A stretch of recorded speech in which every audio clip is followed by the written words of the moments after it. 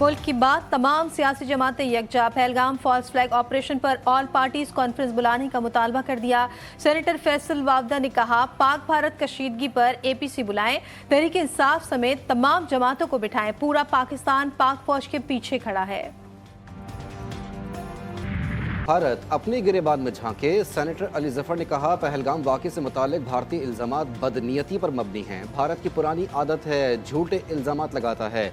Senator Irfan Siddiqui ने कहा पहलगाम वाक़े के तमाम पहलू मशकूक हैं। भारत का झूठ अब चलने वाला नहीं। दुनिया ने भारत का मौक़िफ़ ठुकरा दिया। सिंध तास मुआहदा एक आलमी मुआहदा है। मुआहदे से मुतालिक कोई भी मुल्क यकतरफा फैसला नहीं कर सकता। भारत पाकिस्तान पर हमले की मनसूबाबंदी कर रहा है। अमरीकी अखबार न्यूयॉर्क टाइम्स का दावा। रिपोर्ट के मुताबिक पहलगाम वाक़े का ड्रामा रचाकर भारत ने 100 गैर मुल्की सफरा को वजारत खारजा बुलाकर ब्रीफिंग दी। भारतीय हुक्काम ने तहकीकात के दौरान तकनीकी इंटेलिजेंस फराहम की, ताहम ठोस सबूत पेश न कर सके। पाकिस्तानी ज़राए के मुताबिक भारत को वाक़े से मुतालिक मज़ीद मालूमात जमा करने के लिए वक्त दरकार है। पाकिस्तान ने वाज़ेह किया कि भारत ने हमला किया तो फौरन नाकाम बनाया जाएगा। पाकिस्तान ने सैकड़ों अहदाफ का तयन कर लिया जिन्हें मिनटों में तबाह किया जाएगा।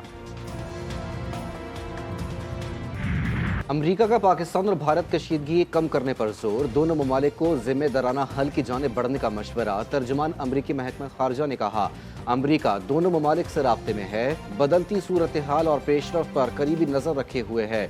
फरीकैन पर जोर देते हैं कि एक जिम्मेदाराना हल की जानिब मिलकर काम करें। कैनाल्स के मामले पर बड़ी पेशरफ। 2 मई को CCI का होने वाला इजलास कुछ देर बाद शुरू होगा। इस्लामाबाद में होने वाले इजलास की सदारत वजीर आजम करेंगे। शर्जील इनाम मेमन कहते हैं CCI में कैनालों के मामले का फैसला हो जाएगा। सिंध की जानिब से मुराद अली शाह शिरकत करेंगे। वजीर आजम और बिलावल भुट्टो की बातचीत के तहत कैनालों का फैसला हो जाएगा। दहशत गर्दों को जड़ से खत्म करने का मिशन। सिक्योरिटी फोर्सेस का एक्शन। पाक फौज को एक और बड़ी कामयाबी। पाक अफगान बॉर्डर पर फॉलो अप ऑपरेशंस। मजीद 17 खवारिज मारे गए। ISPR के मुताबिक हलाक खवारिज के कब्जे से असलहा और गोला बारूद बरामद। 3 रोज में मारे गए खवारिज की तादाद 71 हो गई। पाक फौज मुल्क की दिफा के लिए पुरअज़्म है। सदर मुमलिकत और वजीर आजम का सिक्योरिटी फोर्सेस को खिराज तहसीन। शहबाज शरीफ ने कहा खारजी दहशत गर्दों के खिलाफ जंग जारी रहेगी। चीन का पाकिस्तान की हिमायत का ऐलान। वज़ीर ख़ारजा इसाक डार से चीनी हम मनसब की टेलीफोनिक राब्ता। पाकिस्तान के इंसदाद दहशतगर्दी की कोशिशों के लिए बीजिंग की हिमायत का इरादा। वोंग ई का कहना था कि दहशतगर्दी का मुकाबला करना तमाम अक़वाम की मुश्तरका जिम्मेदारी है। चीन का पाकिस्तान की खुद मुख्तारी और सलामती के मफादात के तहफ़्फ़ुज़ का वादा। नायब वज़ीर आज़म का बरतानवी हम मनसब से भी राब्ता। सिंध तास मुआहदे पर भारतीय प्रोपेगेंडे और यकतरफ़ा इक़दामात पर आगाह किया। बरतानवी वज़ीर ख़ारजा का पुरअमन ज़राए से मसाइल हल की अहमियत पर जोर। अगर इतना ही पानी है और मछली आती रही तो कोई बात नहीं। नून लीग के रहनुमा ख्वाजा साद रफीक का भारत पर तंज। कहा आप हमें तंग करने के लिए इसी तरह पानी और मछली छोड़ते रहें। हमसाये के बड़े हुकूक होते हैं। 60 में जवाहरलाल नेहरू हिंदुस्तान से और अयूब खान साहब हमारे जो प्रेसिडेंट थे उस वक्त, उन्होंने कराची में इसके ऊपर सिग्नेचर किया। उस पर वर्ल्ड बैंक के भी सिग्नेचर्स हैं और तय ये हुआ कि दिस विल कंटिन्यू जब तक के फरीकैन आपस में बैठ के इसके अंदर कोई रद्दोबदल न करें। सस्पेंशन का तसव्वुर भी नहीं है। भारत किसी सूरत सिंध तास मुआहदा एक तरफा मुअत्तल नहीं कर सकता। नशेबी इलाकों के पास पानी लेने का हक मौजूद होता है। साबिक अटॉर्नी जनरल अख्तर औसाफ की पानी की तकसीम पर गुफ्तगू का 1951 में पाकिस्तान ने अपना आबपाशी निज़ाम दुरुस्त करने की मनसूबाबंदी की। वर्ल्ड बैंक ने पानी के मसाइल के हल के लिए जामे मनसूबा दिया। भारत को हर धर्मी और जारहत महंगी पड़ने लगी। पाकिस्तानी फ़ज़ाई हुदूद की बंदिश से भारतीय एयरलाइंस को रोज़ाना 21 करोड़ रुपए का नुकसान। रूट तब्दील होने से जहाज़ों का लंबा चक्कर, टिकट्स भी महंगे। भारतीय शहरी दीगर एयरलाइंस पर सफ़र करने लगे। मोदी की पॉलिसियों पर भारतीय अवाम में बेचैनी। भारतीय अवाम मोदी की नाकामियों पर सख्त सवालात उठाने लगी। खातून ने कहा कि भारत में होने वाले तमाम दहशतगर्द हमले बीजेपी के दौर में ही हुकूमत में क्यों होते हैं। भारतीय फौज बर्बरियत से बाज न आई, एक और जाली इनकाउंटर का पर्दा चाक। मकबूजा कश्मीर के रिहायशी अल्ताफ लाली को भारतीय फौज ने फेक इनकाउंटर में शहीद कर दिया। रिपोर्ट के मुताबिक भारत 1989 से अब तक 7,000 से ज्यादा कश्मीरियों को मावराए अदालत कत्ल कर चुका है। खित्ते में बढ़ती कशीदगी के पेश नज़र साइबर हमलों का खतरा भी बढ़ गया। हैकर्स फायदा उठा सकते हैं। पाकिस्तान में सरकारी इदारे और हसास इंफ्रास्ट्रक्चर साइबर हमलों के बड़े हदफ हो सकते हैं। National computer emergency response team ने एडवाइजरी जारी कर दी। पहलगाम में फॉल्स फ्लैग ऑपरेशन को भारतीय हिंदुओं ने बीजेपी का ड्रामा करार दे दिया। हिंदू पंडित ने कहा, कहाँ ढूंढते फिरोगे, हमले का कसूरवार आपके अंदर है। हर गुजरते दिन के साथ मोदी का फॉल्स फ्लैग हमला और इसके पीछे छुपी साजिश बेनकाब हो रही है। जो एरिया है ये पाकिस्तान के हदूद से 401 किलोमीटर दूर है, तो पाकिस्तान का तो कोई लॉजिक ही नहीं बन सकती कि हम वहां उस जेल नुमा इलाके में जाएं जहां पे आपने हर गली में 2 बंदे खड़े हुए हैं। आपने उस एरिया में जहां पे 2000 आदमी थे, आपके टूरिस्ट थे, इंटरनेशनल टूरिस्ट थे, आपने एक भी सिक्योरिटी वाला नहीं रखा, न कोई रेस्क्यू का इंतजाम किया। तो मैं ये समझता हूं कि ये हिंदुस्तान का डेलिब्रेट अटेम्प्ट है।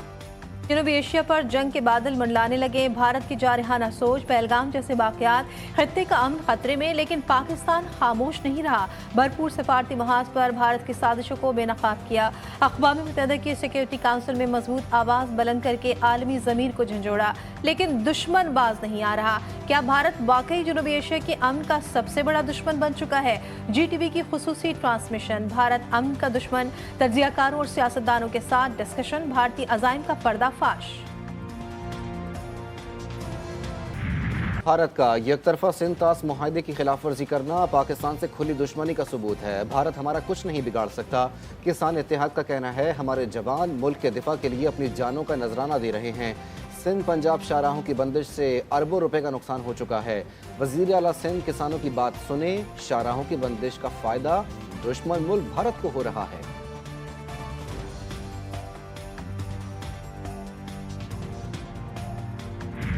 भारत नफरत की आग में इंसानियत भूल गया। पाक भारत कशीदगी की वजह से कराची का माजूर नौजवान इलाज से महरूम। भारत ने पाकिस्तानी नौजवान को इलाज के बगैर वापस भेज दिया। जख्मी नौजवान की वालिदा भारतीय पासपोर्ट पर भारत गई थी।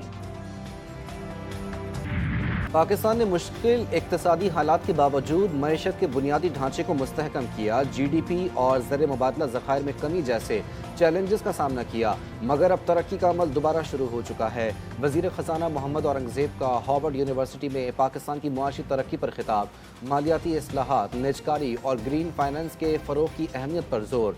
कहा, पाकिस्तान ने अवामी कर्ज को GDP के 75% से कम करके 67.2% तक ले आया और महंगाई में भी तारीखी कमी आई है। अवाम के लिए खुशखबरी, बिजली सारिफीन के लिए एक और रिलीफ का इम्कान। माहाना और सहमाई एडजस्टमेंट कीमत में बिजली सस्ती करने की दरख्वास्त दायर। नेपरा में दरख्वास्त की समाअत कल होगी। माहाना एडजस्टमेंट के तहत बिजली 3 पैसे फी यूनिट सस्ती करने की दरख्वास्त की गई। सहमाई एडजस्टमेंट कीमत में बिजली 1 रुपये फी यूनिट सस्ती होने का इम्कान। सोने की कीमत में कमी, फी तोला सोना 1600 रुपये सस्ता 3,47,100 रुपये का हो गया।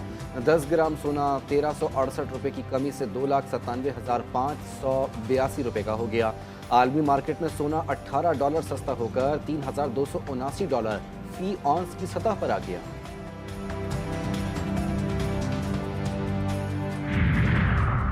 सिंध के मुख्तलिफ शहरों में कैनाल के खिलाफ एहतजाज। खैरपुर और नशर फिरोज में वकला का धरना 11वें रोज में दाखिल।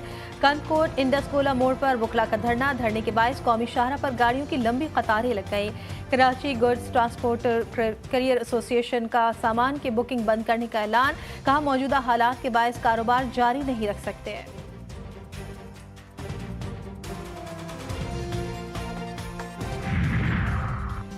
लाहौर में ग्रैंड हेल्थ अलायंस का एहतजाज और धरना 22वें रोज में दाखिल। पुलिस ने रैली को रोकने के लिए रुकावटें खड़ी करना शुरू कर दी। लाहौर में पुलिस और मुजाहिरीन में झड़प, लाठीचार्ज भी किया गया। मुजाहिरीन का सरकारी अस्पतालों की निजकारी खत्म करने का मुतालबा।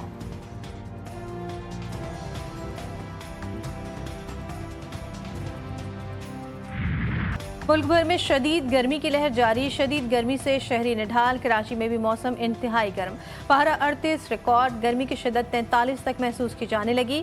सिंध, बलूचिस्तान और पंजाब में भी सूरज आंख बरसाने लगा।